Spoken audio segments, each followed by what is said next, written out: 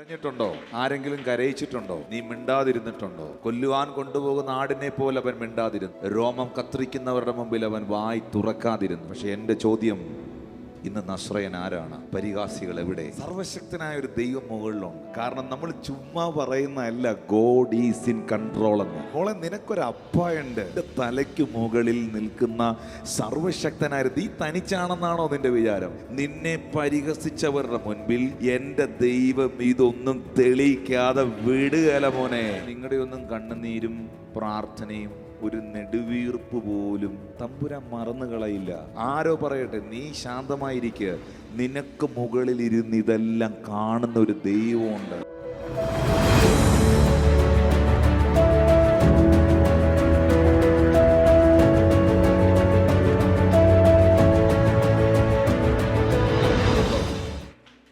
ആരെങ്കിലും കരയിച്ചിട്ടുണ്ടോ? നീ കണ്ണീര് കുടിച്ചിട്ടുണ്ടോ? നീ മിണ്ടാതിരുന്നിട്ടുണ്ടോ? കൊല്ലുവാൻ കൊണ്ടുപോകുന്ന ആടിനെ പോലെ അവൻ മിണ്ടാതിരുന്നു. രോമം കത്രിക്കുന്നവരുടെ മുമ്പിൽ അവൻ വായി തുറക്കാതിരുന്നു. അവൻ്റെ താഴ്ചയിൽ ആരും അവനെ ഓർത്തില്ല. പക്ഷെ എൻ്റെ ചോദ്യം, ഇന്ന് നസ്രയൻ ആരാണ്? പരിഹാസികൾ എവിടെ? സർവശക്തനായ ഒരു ദൈവം മുകളിലുണ്ട്. കാരണം നമ്മൾ ചുമ്മാ പറയുന്നതല്ല ഗോഡ് ഈസ് ഇൻ കൺട്രോൾ എന്ന്. നമ്മുടെ തലയ്ക്ക് മോളെ, നിനക്കൊരു അപ്പായുണ്ട്.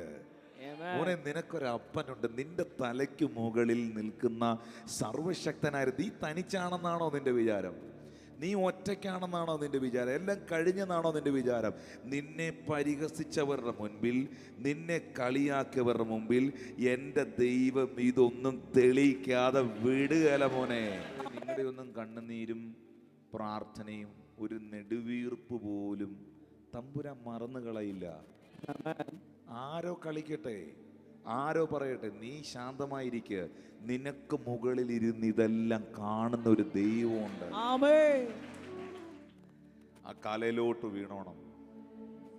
കർത്താവേ, എൻ്റെ വായിലെ വാക്കുകളും എൻ്റെ നിരൂപണങ്ങളും എൻ്റെ ചിന്തകളും എൻ്റെ പ്രാർത്ഥനകളും എൻ്റെ നിയോഗങ്ങളും എൻ്റെ കൊടുക്കൽ വാങ്ങലുകളും അപ്പാ അങ്ങയ്ക്ക് പ്രസാദമായിരിക്കട്ടെ. അങ്ങയ്ക്ക്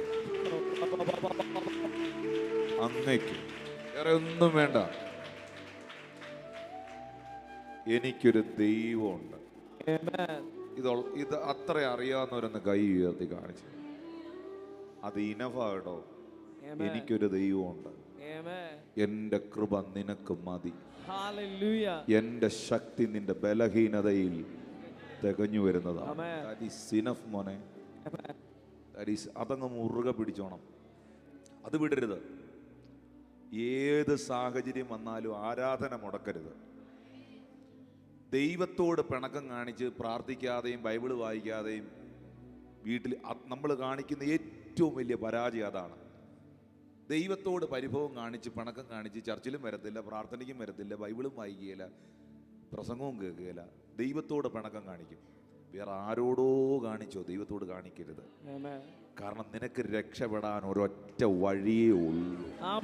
ആ വഴി അതാണ്.